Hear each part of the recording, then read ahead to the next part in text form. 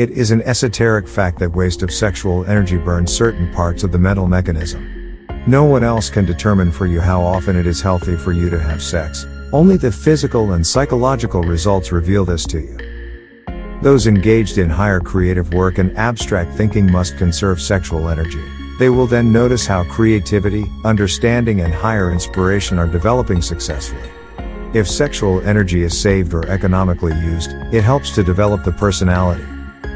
Sexual energy is spread throughout the aura.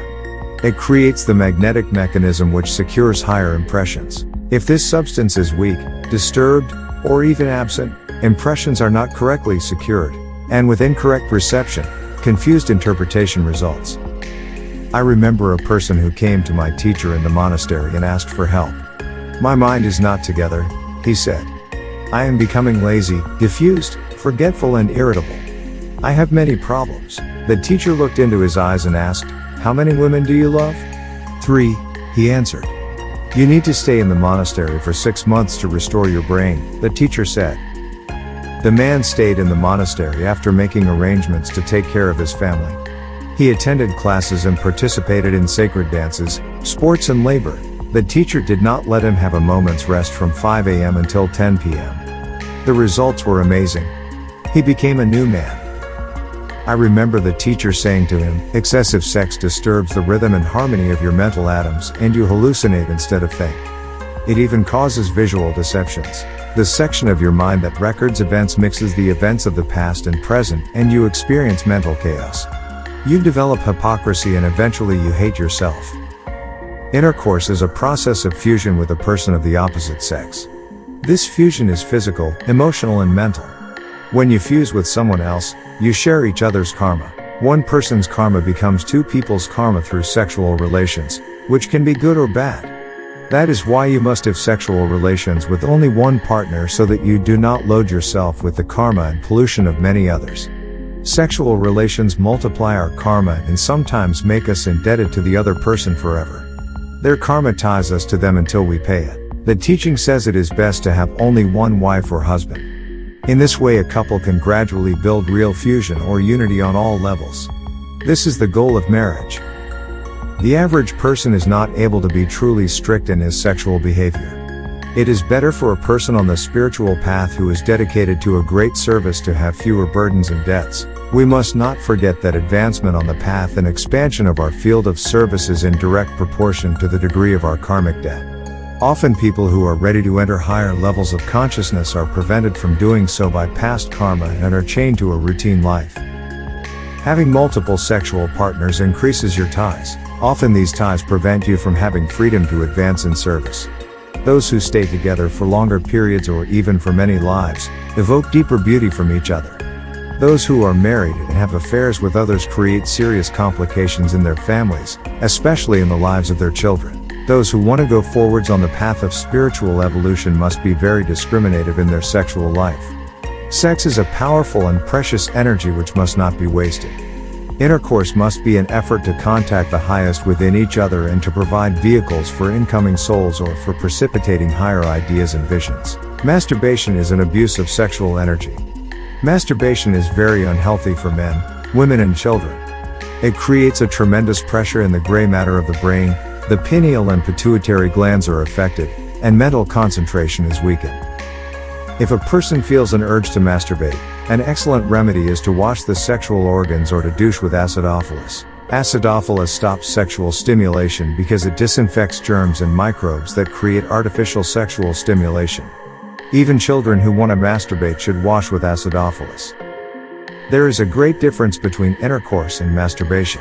In intercourse the man's aura and the woman's aura mix, and their etheric, emotional and mental counterparts slowly adjust with each other, filling the reservoir with the creative sexual energy used during intercourse. In masturbation, the reservoir of energies which creates and replenishes the sexual energy is not formed. In masturbation, one draws upon his reserves and wastes them. So much pressure is put on the gray matter of the brain from the depletion of energies brought about by masturbation that lack of concentration, lack of daring and creativity, and even insanity can result. In healthy sexual intercourse, the man absorbs the woman's energies and the woman absorbs the man's energies. The energy which is absorbed replaces the secretions released during intercourse. That energy creates etheric energy which recharges the blood. In masturbation there is no exchange or absorption of energies, there is only loss. Furthermore, during masturbation a person creates sexual thought forms which are difficult to eliminate. Another form of sexual abuse which is very harmful is oral sex. Oral sex destroys the aura's equilibrium and harmonious vibration. If a woman gives fellatio to the man, it causes her to absorb the man's energy without returning any. There is no etheric and astral exchange in this way. In some medical books I have read that semen is a tremendous nourishment for women in oral sex. Women may benefit, but men eventually collapse.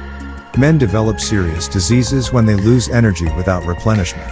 One doctor cited the case of a man who became very nervous, lost weight, and eventually lost control of his mind because of oral sex.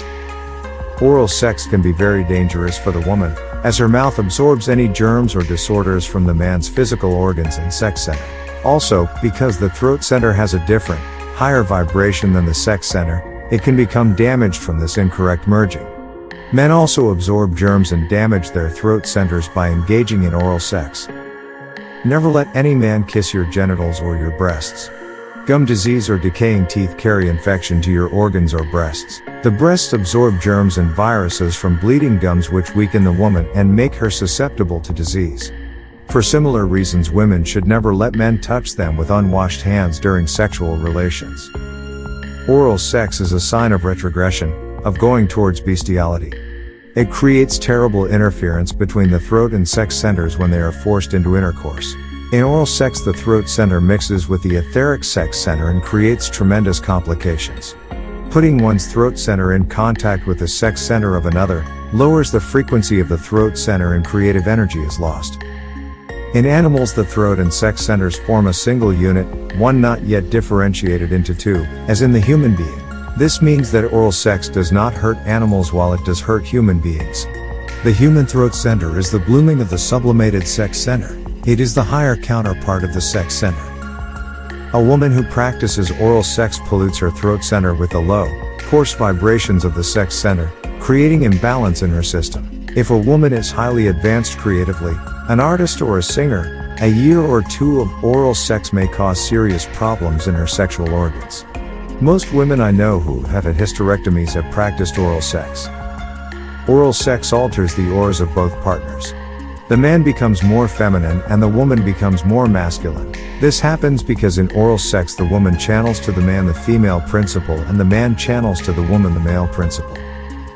Certain ways of kissing are also very damaging.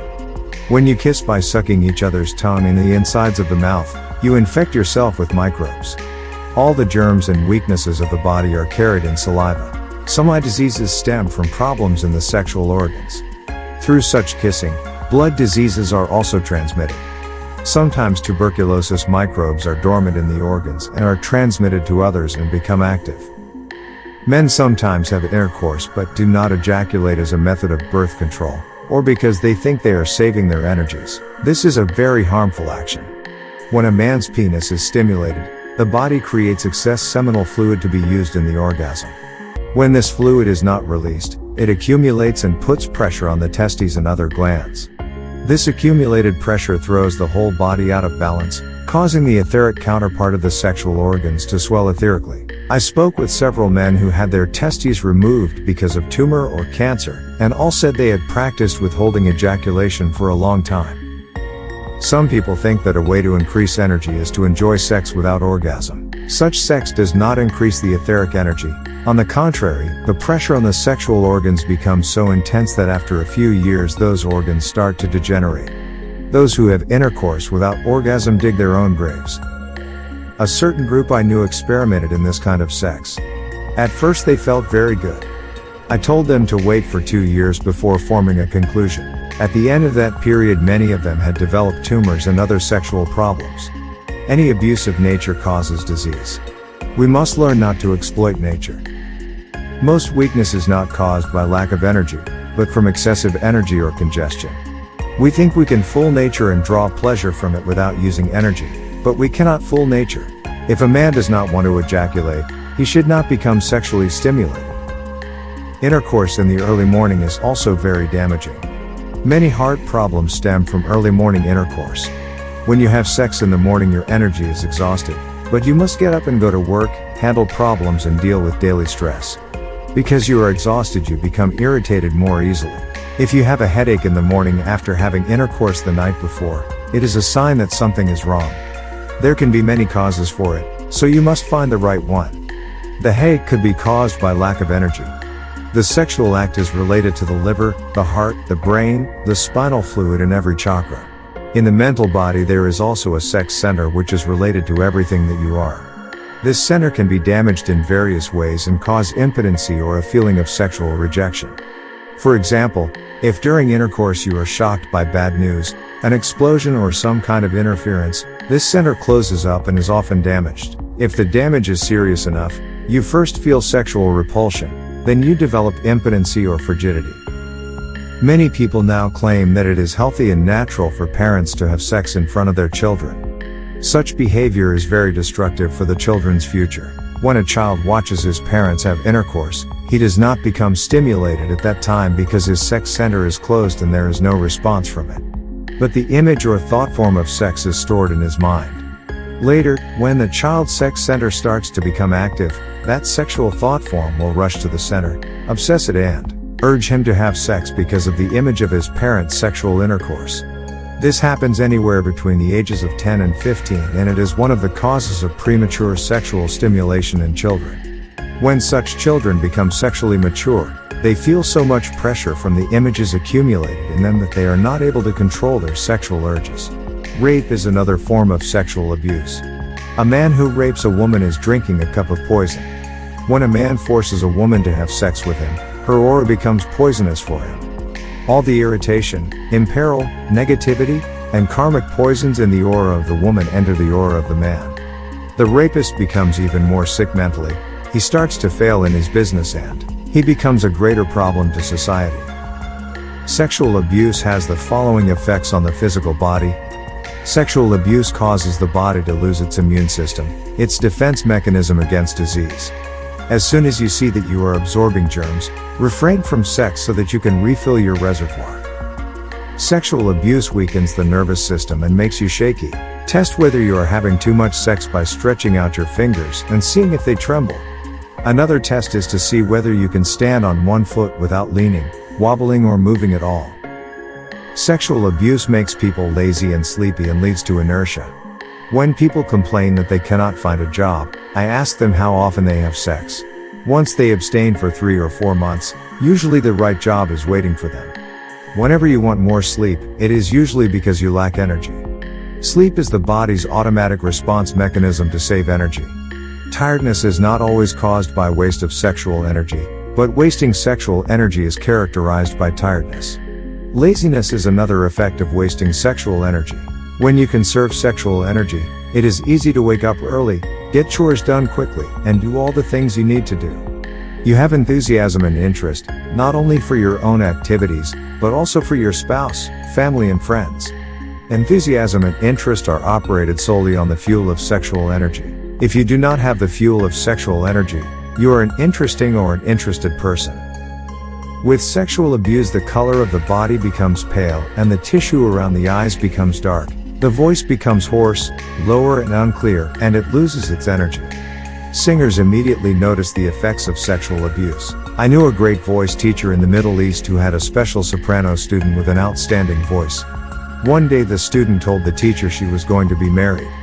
The teacher told her, "I hope you will be moderate in sex because if you are not, you may lose your voice." The woman married a young man, did not follow her teacher's advice, and gradually lost the outstanding quality of her voice. Singing is related to the sex and throat centers. To be a great singer does not mean that you can never have sex. However, you cannot waste your energy and continue to be a great singer. Sexual abuse leads to impotency at an early age. I have counseled thousands of people and most of their problems stem from impotency and frigidity. These are two of the major causes for divorce. Usually when I inquire into the background of such people, I find that they started having sex when very young. Every real genius and server of humanity has control over and sublimation of his sex drive. A well-known Russian ballet dancer once told me that he had sex with his wife only once a month or once every 2 months. "It's because I can't dance if I have it more often," he said. The energy and the elasticity for dancing come from the accumulation of sexual energy. Because of sexual abuse, weaknesses develop in our relationships with others. Those who can live together the longest are those who economize their sexual energy. The ties of relationships slowly weaken and dissolve when sexual energy is wasted. A person who abuses sex may have weak or retarded offspring, or offspring who have a strong inclination toward sex at an early age.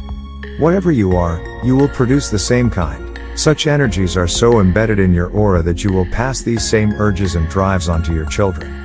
A normal child does not even think about sex until age 16 or 17. Sexual abuse leads to sickness and problems in life. If a person's body is still growing when he starts to abuse his sexual energy, his body will not reach its full height. A child who abuses sexual energy will often stop growing after age 16. This is a very serious condition, when we consider that normally a young woman can grow until age 27. Sexual abuse weakens the eyesight. Sexual abuse weakens the heart and may lead the person to heart disease. Sexual abuse may lead to cancer. The cells of the body work overtime to replace the energy drained by sexual abuse. Sexual abuse may lead to various other organic difficulties. Those who abuse their sexual energy live 20 to 30 years less than they normally would have. I know a man who died young, in their 30s and 40s, as a result of wasting sexual energy, particularly through masturbation. Sexual abuse damages the pineal, pituitary and carotid glands.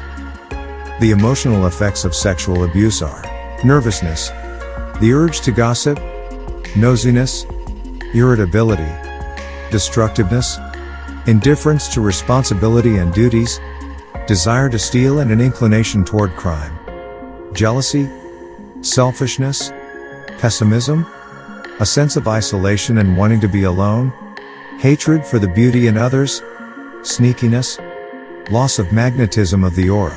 The mental effects of sexual abuse are loss of moral principles, no drive for achievement, lack of striving to know, to serve, to lead, mental diffusion, no higher goals, no contact with the inner guide, attempting to exploit people, misleading others, development of hatred and separatism, lying, vanity, showing off, various complicated mental problems and insanity coming to the surface. The spiritual effects of sexual abuse include the following.